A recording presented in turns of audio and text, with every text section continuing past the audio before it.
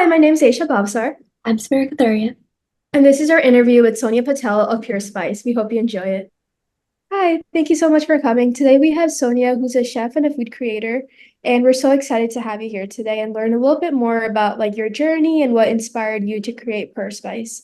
So, before we begin, the first question we have is, could you explain a little bit more about what Pure Spice is and like what inspired you to create it? Absolutely. So Pure Spices is a globally inspired but locally made here in actually Cleveland, Ohio. It's a sauce and a spice company. And so we have a line of five different spice or sauces that are sort of global flavor profiles. So we range from two different types of harissa, which was really what we started the company with, just because that's what my husband's family, and then also sort of us too, like we like spicy foods. And so the harissa was kind of one of those things that everyone we were looking for, but it's really hard to find a good one in the grocery stores. And then the brand evolved into adding masala paste because I'm a busy mom, and actually, incidentally, my children both have food allergies. And so a lot of times most of the time, we can't take things that are straight off the shelf. And so the masala paste was truly born out of need. Like, after working, my kids would be like, oh, we want to eat like mutton paneer or this or that. And it's like, you can't sit there and make that like on the spot, at like 5 o'clock when little humans need to eat in a half an hour. And so I started making big batches and like bottling it myself at home. And then my cousins were like, oh, this is a really good idea. And then, my sister-in-law was like, oh, can I have some? And I was like, wait, I should actually probably sell this. And so that was our second product. And then it sort of just evolved into other flavors.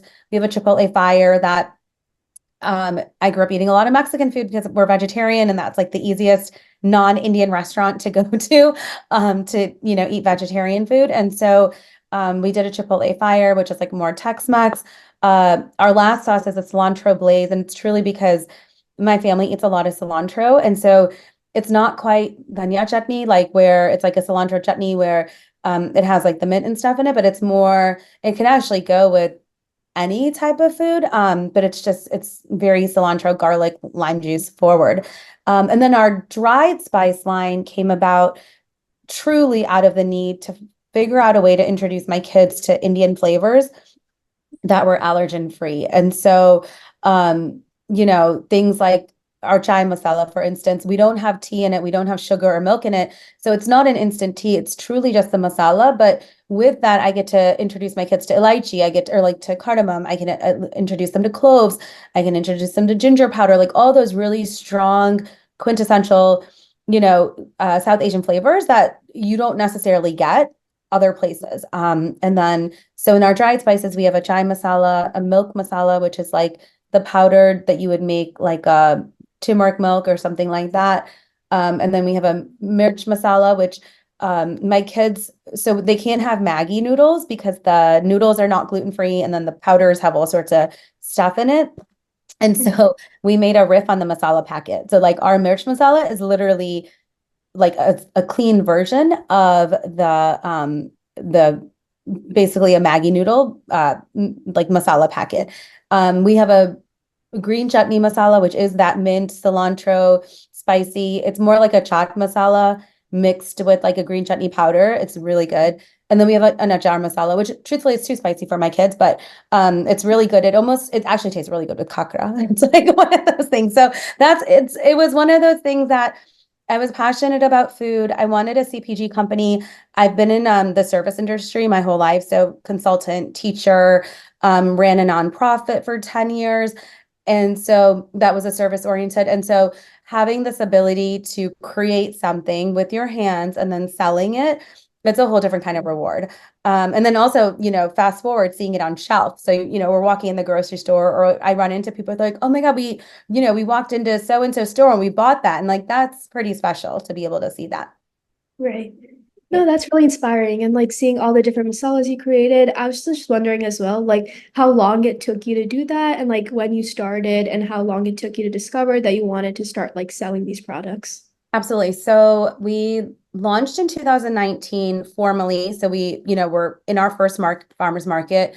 It took us about a year to get things rolling in the sense, I started out in our home kitchen, probably like a year in advance, just making things in our house, testing recipes. Actually, everything we've developed, we always start at home and kind of test it out, give samples to cousins, friends, etc.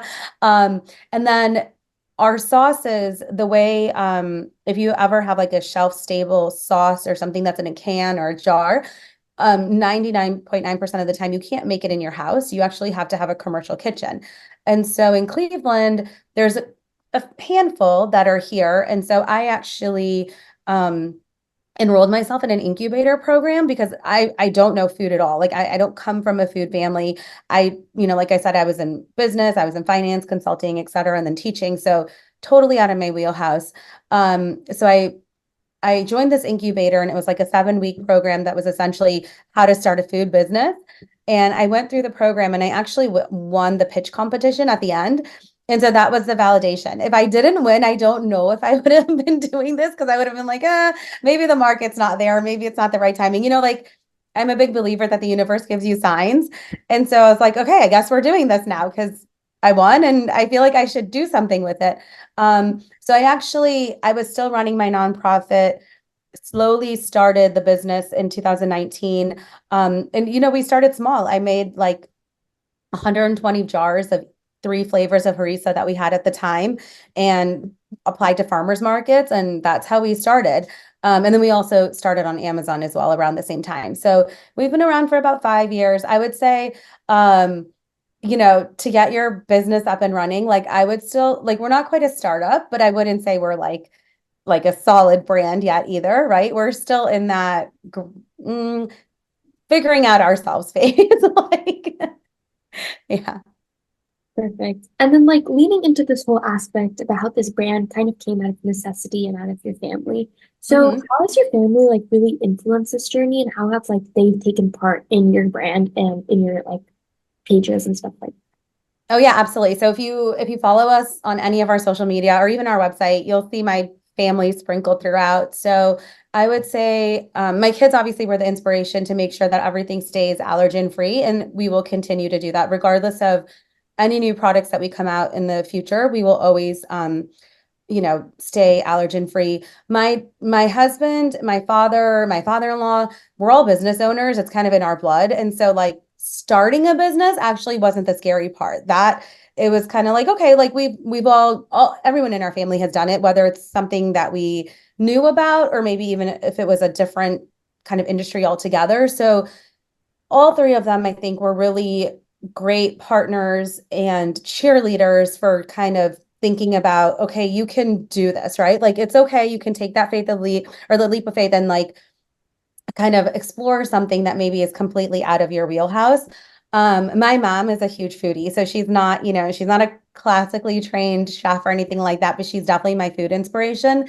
And the really cool thing is over the last 2 years, we have our own production facility now. So my mom comes to our warehouse and production facility, like our commercial kitchen, on our production days and helps out in the kitchen. And she's never worked before, so like she's a homemaker and was responsible for taking care of my brother and I. So having her being able to come to work and like have a job that she feels like she's actually and obviously she feels like that way about raising my brother and I, but still like it's a different thing when you're outside of the house. So that's been really special to see too. It's like she comes and is a part of our production. My kids help out in the warehouse when over the summers and things like that too. So yeah, I would say my family is really, aside from being supportive, like helpful as well. Like they're ingrained in our brand and our, operations.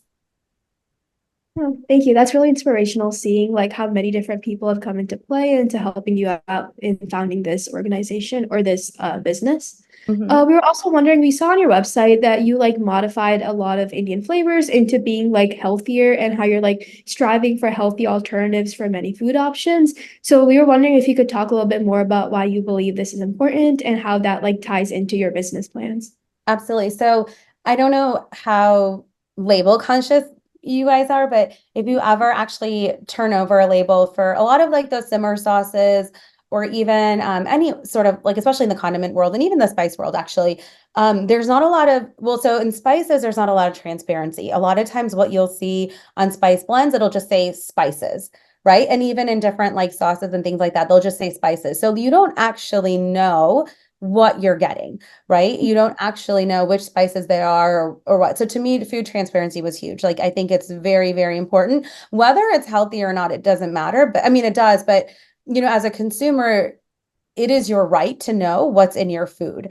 And so for us, truthfully, you can make all of these things at home. Like there's no secret ingredients. There's nothing special that we have to get from a lab or we're growing it ourselves. Like it's truly grocery store food, but we're just preparing it for you.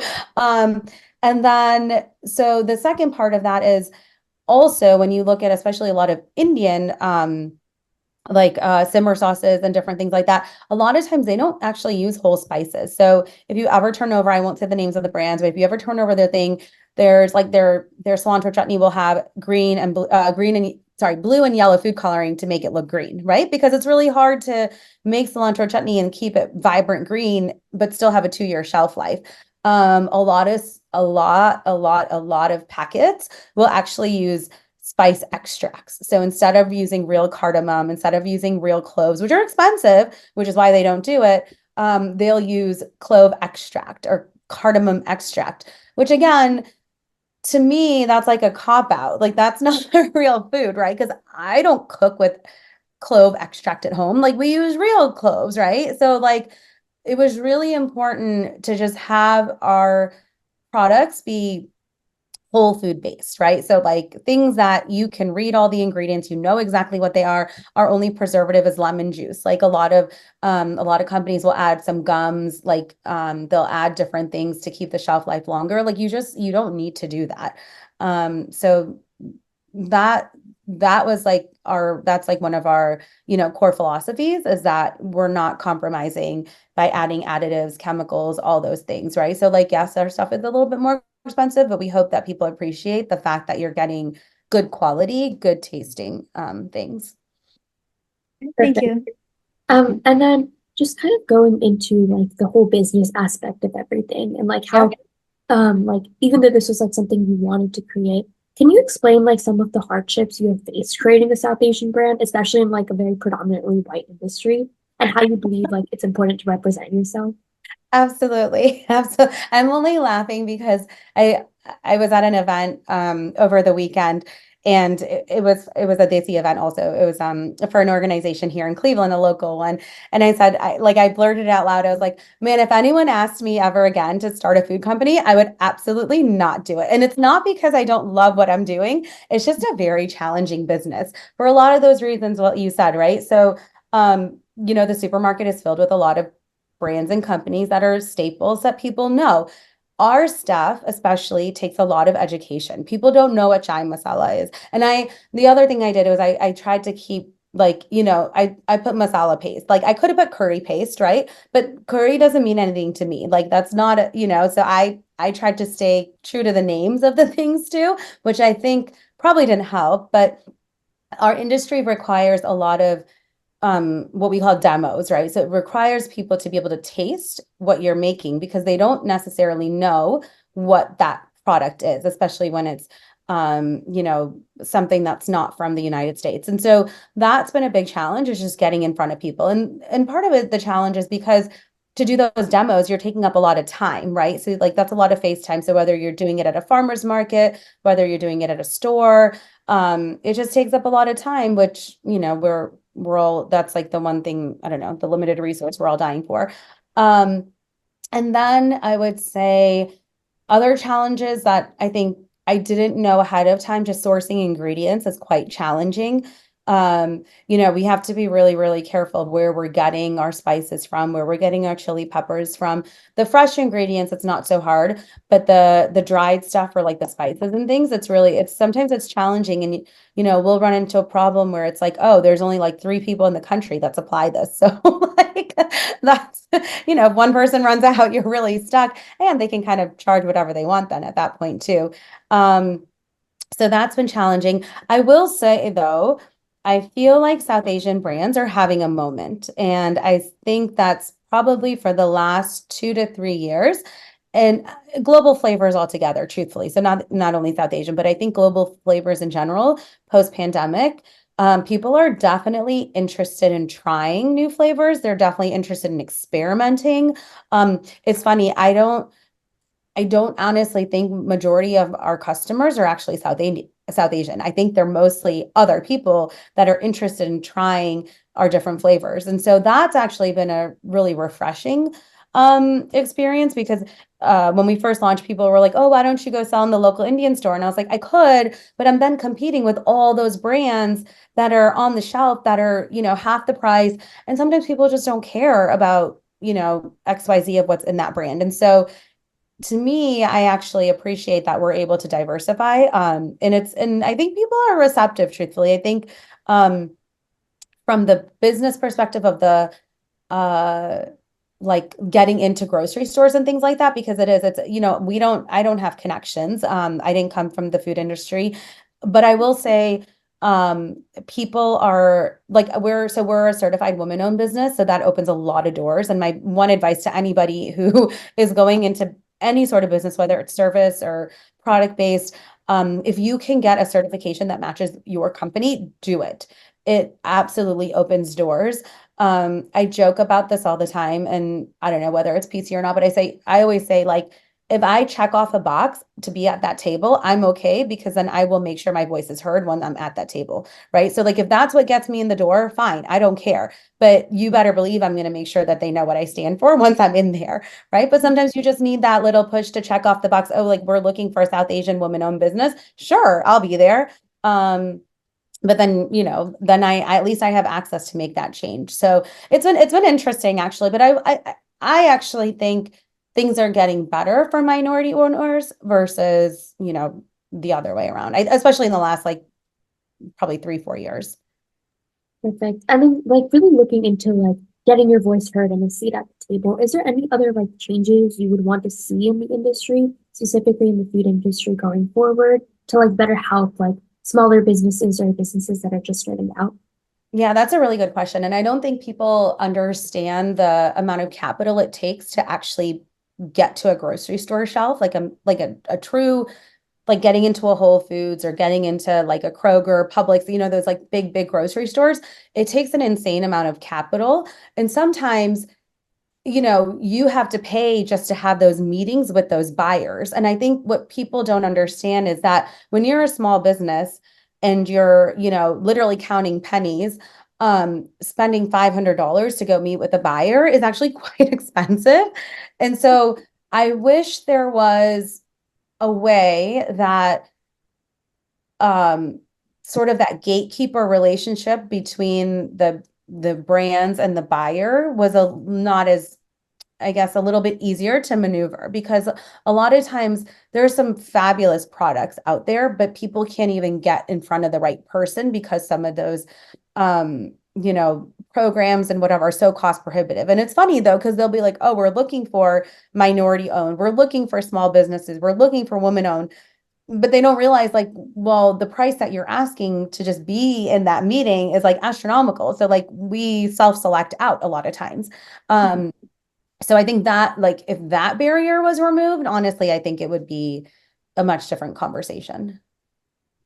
All right, thank you so much. Also, we saw like on your website that a lot of recipes or a lot of like different spices that you created came from like different regions in India, or that are like used like all throughout different regions of India. So could you explain a little bit more about like how learning a little bit more about these spices and what goes into them helped you better connect to your culture?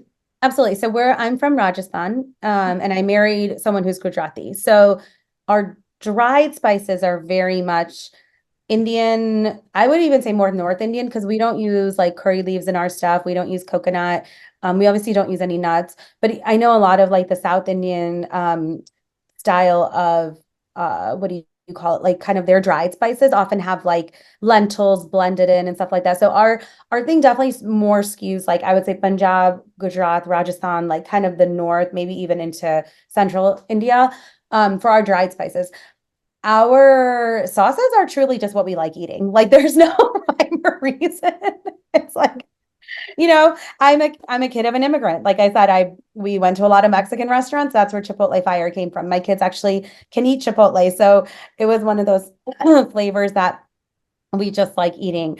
I lived in New York, and so harissa was on every cart, basically, the red sauce that they put on like, chicken and rice or falafels and things like that. And so it was one of those things that we were looking for. So it's funny. So I learned about spices because of our business, but mostly I was already a foodie. Like I literally was watching Food Network before it was Food Network. Like it was cool. Like my summers were spent, I mean, obviously I did other things, but when I had downtime, I would sit there, watch cooking shows, and then figure out how to make things vegetarian from what I saw on those cooking shows. So I think I learned about food because of my business, but more so um just different applications versus the like origins of our food and stuff like that. Because I was already obsessed with food before.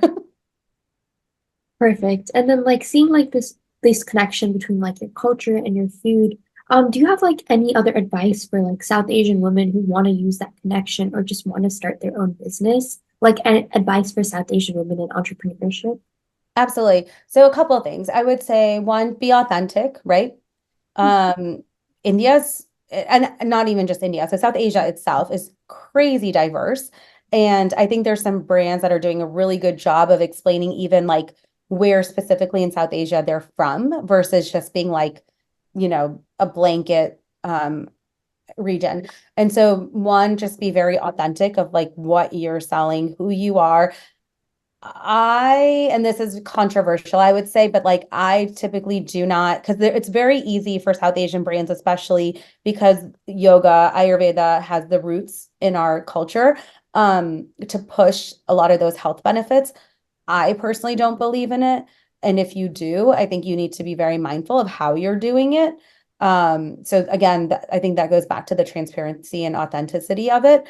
And then, like even though I said I would never start a food brand again, knowing what I know now, actually, that's not true. I wouldn't start it making the stuff myself. So we manufacture everything ourselves. There's, other people decide to have someone else make it and then sell it. It's just an insane amount of work, but also just go for it, right? If there's something that, I mean, our culture has so many really smart, especially products, right? Like if you look at from a CPG perspective, there's so many cool products that come out of India or like South Asia in general. And if you're able to bring that to America, go for it. There's a lot of successful people who have brought really interesting things to new markets. And so I would say go for it. And you can start small. You don't have to start on this huge scale where it's like, okay, I'm going to call up Target and be like, oh, can I sell this there? No, you start at farmers markets, you start online, you start on social media and like sell through that. There's a lot of different ways to do it, but I think if you have a product that, you've vetted and people say like, yes, there's a market for this, and I would say go for it. I wouldn't let being South Asian, and or like, oh, no one's going to know about this, or people are going to think it's weird, or I don't know. There's so many reasons why you would maybe hesitate. I would say like just go for it because people are a lot more open-minded too. And I think between social media, you know, especially younger generations are so much more open to items from different cultures. I mean, like you can, bring by like a $20 tongue scraper, which is outrageous to me, but like, which, comes from South Asia. Like I'm pretty sure that, and like, so there are so many different products that actually are very smart that you could bring over. All right, thank you. The last question we have for you is like we've seen how like inspiring it is seeing like where Pure Spice started and how much like you've managed to grow it as like a South Asian woman. We just want to know like what future goals you have and like how you plan on growing this platform even more. Absolutely. So we are in the midst of a rebrand. We started dropping hints a little bit, but we're excited. The packaging is refreshed. It's going to be really cool. And then, it tells our story a little bit better. And so with that rebrand, the goal is to get onto more shelves, into more stores, bump up our DTC. I also would like to focus on more partnerships. So it's hard, right? When you're a solo entrepreneur, you're trying to balance all of the parts and pieces of a business, right? And so sometimes all your energy goes onto whether it's production or maybe it's like my energy has mostly been spent on focusing on the rebrand lately, but I would love, love, love to spend more time on forging these relationships. I'm in Cleveland, so there's a handful of us South Asian makers here, but not that many. And I would love to be able to interact with more, even like whether it's in the bigger cities or even if it's online, like through a platform, just being able to connect with more people. So I think that's going to be one of my personal business goals, I would say, is just to, have more partnerships. But I am really excited about the brand refresh. I think it's going to go really well. Another thing that we started dabbling in that we sort of like kind of paused on was getting into more. So we do food service as well, which is basically when you supply larger quantities for restaurants to use. So we do a little bit of that right now. We actually did a really cool project last summer where there was a giant art exhibit from Udaipur that was at the Cleveland Museum of Art. And so the food at the Cleveland Museum of Art's cafe had some of our items in, like they used it in the cafe menu. And then we also got to sell some of our stuff in their gift shop. And so doing things like that and just getting into more food service, I think would be really cool. Because again, it's another avenue to explore, and it's another way for people to taste these different flavors. And there's something about how other people use our items that excites me. I really enjoy seeing when people use, whether it's a spice or a sauce or whatever, in a different way. And then you're like, oh, that's really cool. Like it's something unexpected. I would have never thought of it, but that's really cool. Because I think that's what really forms those connections, right? Like people are creating their own memories. They're creating their own, and it's not just like, oh, you have to use milk masala in your milk. We actually use milk masala in our rice. Like that's one of our things. So like when we make rice, we use it to flavor our rice because there's no sugar in it. So it doesn't matter. But so to me, like and that was from one of the chefs that we partnered with last year. And so getting some of those connections going again too, I'm excited for. Oh, that's really inspirational. And we think it's like really refreshing, and like it was a really great like idea what you did with this business. And we had a great time learning more about it. And like it was just really inspirational. And we think that like the goals that you have, creating like a more clean product is really cool. It's something that like we've never really seen before, and it's really nice to see it out there. So we want to wish you good luck with like the rest of your business, and also like thank you so much for taking out your time to be here with us and to share a little bit more about your experience and inspire others who may be interested as well. Thank Awesome. Well, you. thank you for having me.